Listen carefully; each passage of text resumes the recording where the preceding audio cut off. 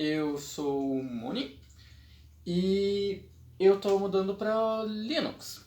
Depois de 10 anos de resistência segurando no Windows desesperadamente.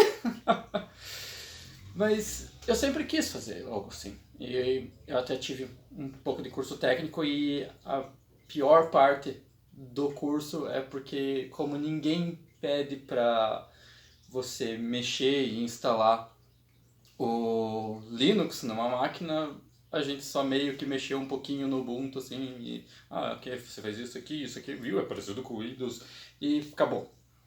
E então eu sempre fiquei olhando a distância e tudo mais, de preferência com um vidro bem resistente, antibala, para quando tiver uma flame war dos fóruns, né? E agora que eu tô querendo montar uma empresa e mexer com o Linux, assim, agora que eu conheci a comunidade do DioLinux, que é bem de boas em querer te ensinar e entender que você está usando um sistema operacional não necessariamente porque você quer exaltar uma distribuição ou por exemplo, o Windows, Linux ou BSD, você tem essa liberdade, né? Então eu decidi tentar fazer um vídeo, para caso que eu tenho um conhecimento suficiente para poder mexer na internet e passando horas pesquisando uma coisa, mesmo eu não podendo ter muito luxo para fazer isso. E eu ainda também tenho a burrice de não saber quase nada do que vocês conseguem fazer no Reflexo. Eu já tentei mudar pro Linux uma vez. E foi com o Mint, que todo mundo no Reddit gosta de recomendar o Mint, né? E assim, por um tempo foi indo, tipo 7 dias, e daí eu comecei a ter uns problemas bem sérios, mas pra ser justo, tanto na máquina que eu tentei usar e nessa aqui, O que foi? Vai.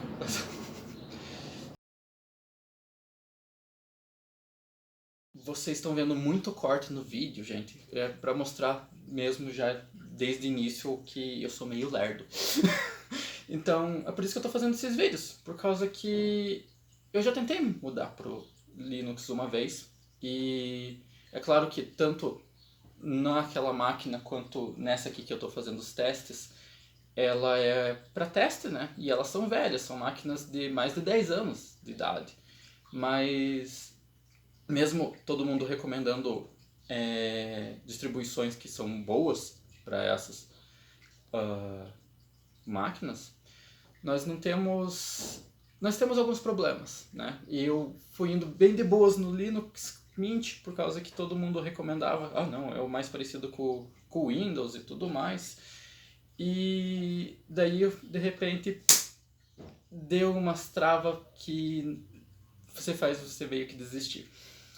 E eu não quero isso. Esse aqui tá o Zorin, eu estudei bastante algumas outras distribuições para ver qual que eu me adaptaria mais, e eu tô bem disposto. Isso é café, tá, gente? Não é tiro. A gente queria... Eu queria muito mexer no Linux e eu não vou desistir dessa vez, mas tem que ser algo que eu não possa passar várias horas me ferrando tentando descobrir uma coisa. E então esse é um pedido de ajuda, tá? E também já que eu conheço um pouco mais da parte técnica para pesquisar essas coisas e eu posso servir desse meio termo, talvez alguém que esteja querendo fazer uma distribuição ou genuinamente está querendo ajudar alguém que quer passar para o Windows, do Windows para o Linux, né? Isso talvez fosse até melhor, né? Documentar tudo. E também tem aquela coisa, né? Se você tem um problema que não persistiu por qualquer razão e você está querendo aprender, as pessoas falam, mas se você resolver...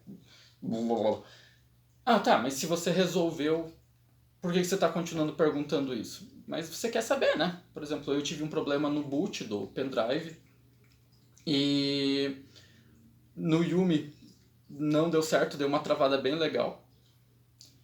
E daí no Rufus foi... No primeiro Rufus, que era bem antiguinho que eu tinha, ele deu uns avisos estranhos. E daí eu fui pra uma versão de 2020 e ela deu o mesmo aviso estranho, só que ela conseguiu conectar na internet e baixar todos os pacotes do Syslinux lá. E foi tranquilo. Instalei sem menor problema, tirando o tecladinho que por alguma razão o Zorin não detectou. Essa aqui é uma Italtec de acho que 2 cores e ela é de 2008, 2009 e o conector aqui vocês não conseguem ver atrás, mas ele leva para uma parte a lenha. É bem interessante essa tecnologia. Então assim, gente, se vocês conseguem matar a curiosidade de uma coisa ou outra, ou fazer sugestões, por causa que eu gosto muito de customizar e, bem, esse aqui é Gnome, não é Plasma, né, ou Zorin, eu vou agradecer um monte. Vocês podem me xingar de burro o quanto vocês quiserem, por ser algo muito, muito óbvio, mas eu vou agradecer. O Zorin em si tem sido apaixonante nesse notebook, que eu estou usando o 64 Core, só para ver como fica. Esse computador tem 3 de RAM, ele originalmente tem 2 e quem usou primeiro colocou mais um. E eu sei que vocês não estão vendo aqui, eu vou mostrar uns prints depois. Ok, cachorro latindo, desculpa. Assim, o tema escuro dele é apaixonante e o tema dele no LibreOffice é o mais lindo que eu já vi. Então, tipo, isso tá me atraindo bastante. A única coisa que tava queimando minha rotina... A única coisa que tava queimando a minha retina é quando você entra no LibreOffice, ele tem todo aquele tema escuro, bonitinho, e daí tem aquele brilho da página em branco. Mas isso foi bem fácil de editar. O pessoal nos comentários no Google estavam reclamando bastante de como modificar o LibreOffice. Foi bem tranquilo. Mas é claro que com os 64 bits rodando numa máquina dessas, ele fica meio lardinho. Ele não vai ficar com essa, né? Mas eu só estou querendo testar pro computador principal. E e agora ele tá meio... Ele tá quase tão largo quanto eu, que não tirei o pinheirinho que tá aqui atrás, né? O teste principal que eu fiquei com medo de fazer, por causa que o pacote vinha do mesmo lugar, é o Dropbox, que se não me engano o repositório dele tá no Ubuntu, né? E no Linux Mint foi difícil.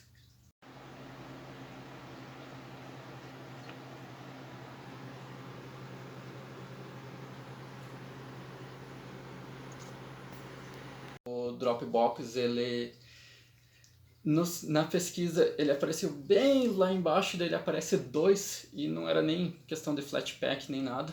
Ele fez isso por causa que existe um Dropbox específico pro Mate e aqui é Gnome, eu nem sabia que aqui era o Gnome. E isso foi um pouquinho estranho. Mas ele baixou direitinho. Eu não coloquei nenhuma conta ainda ali, mas não travou, não deu nada. Eu já tô há umas 24 horas com ele ali no iconezinho, tranquilo. O Resílio, para variar, que é ótimo para uso pessoal, não tá na não tá na loja. E isso eu sei que é culpa mais dos desenvolvedores, eles colocam uns códigos lá instruindo e... Uma vez quando eu tentei mexer na minha máquina antiga, né, ele foi de boas, demorou, mas foi de boas e a experiência foi por causa que um disco era NTFS e ninguém me falou que algumas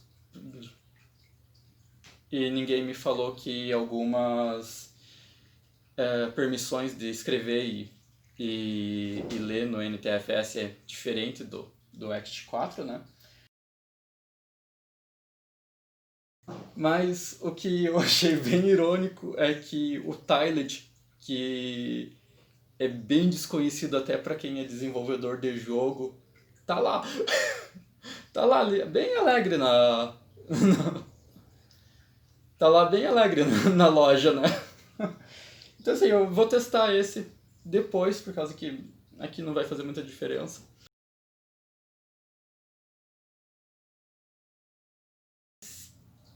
Assim, o SyncThing vai provavelmente no meu trabalho substituir o que eu estou usando agora por Resilio, né? Só que começa aquela história de o Linux você precisa do terminal, né? Se você recomenda algo para uma pessoa não precisar mexer nessas coisas, né, para o usuário comum, que não vai formatar o computador e tudo mais, aí já é aquele tapa na cara para a pessoa, né? Eu, por exemplo, eu tentei seguir a instrução assim meio que na cega e já deu um erro lá que nas linhas que depois eu vou tirar uns prints e talvez vocês possam me ajudar, porque nessas coisas eu sou bem burro, gente. Até agora, o único programa que eu baixei com Flatpak foi o VLC e na hora ele me deu uma mensagem do, do Flatpak e sumiu e não estava iniciando, eu não sei dizer o porquê. E só depois que eu reiniciei que eu fui procurar, o VLC tinha instalado. Se alguém que não conhece muito o Linux ver isso, ele vai perguntar o que é Flatpak. Ou nem prestar atenção na coisa de mensagem porque só apareceu uma vez, né? E daí falou, não baixou. Isso é um pouquinho problemático. Mas da parte de você ter que instalar um programa por código ainda, isso... Se não fosse eu, tipo, se fosse uma instrução para alguém, por exemplo, no Windows, falar, não, eu preciso que você baixe o Resilio para transferir esse arquivo, né? Você chega lá, você joga o site, se a pessoa souber apertar próximo, próximo, próximo num programa confiável, né? Eu sei que tem esse problema de segurança. Você vai conseguir. Eu juro que é café, gente. Os café caindo no telhado. Você tem esse. No caso do Resilio, ele foi feito pro Windows mesmo, a versão de Android e a versão de Linux não é muito boa. E eu sei que, de novo, eu sei que isso é parte da culpa do desenvolvedor, mas você tem que sair desse ambiente seguro que tantas distribuições Linux têm para você. Não é exatamente algo que uma pessoa que realmente está precisando de um programa vai fazer. E eu sei que a gente gosta de zoar a segurança do Windows para essas coisas e o quanto o usuário comum tem que ir formatar na lojinha da esquina para funcionar. O Linux é o contrário, né? Primeiro você tem que pedir para alguém que entende te guiar ou te alguém você tem que pedir para alguém que entende te guiar por causa que você não está conseguindo instalar o troço. Por um lado é mais seguro, pelo outro, se a pessoa não sabe o que ela está fazendo, que é advertidamente eu quando estou com sono e vendo os códigos e tentando aprender, porque daí se você é curioso você tem que aprender exatamente o que cada coisa está acontecendo para você não quebrar alguma coisinha no teu computador ou ter mais dor de cabeça no mínimo. E se a pessoa não sabe o que está acontecendo, ela vai copiar o código que você vai falar para ela fazer, por causa que você não sabe muita distribuição, e esse é o jeito mais seguro para ajudar, né? E se der alguma mensagenzinha de erro, é mais um post, é mais algumas horas, e a pessoa se pergunta por que eu estou fazendo isso. Espero que ninguém sinta que eu estou tentando tacar pedra aqui, porque eu genuinamente quero usar o Linux, eu adoro a ideia de algo de código aberto, ou pelo menos de acesso livre para a maioria das pessoas. E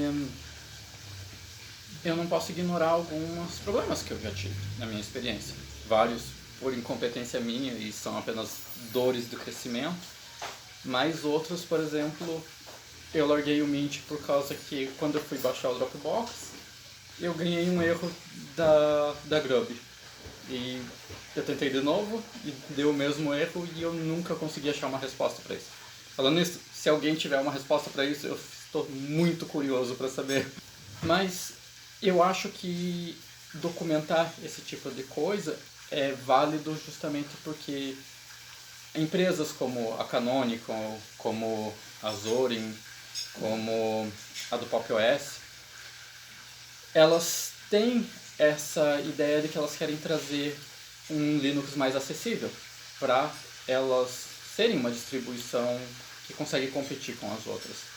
E se eu, que consigo entender um pouco mais de como funciona pela minha curiosidade, não está conseguindo resolver uma coisa ou tem que passar algumas horinhas se dedicando a isso, eu não acho que pessoas que não têm essa vontade de estudar tanto ou simplesmente acham que é muito mais difícil do que realmente é, elas não vão fazer isso. Então cria aquele bloqueio muito grande. De novo, nas minhas experiências ruins que eu tive, foram máquinas antigas. A que eu vou usar para trabalho mesmo, ela não é exatamente nova, mas ela é bem potente. E se o botão do Zorin para suspender é do outro lado por alguma razão, isso é a menor das preocupações.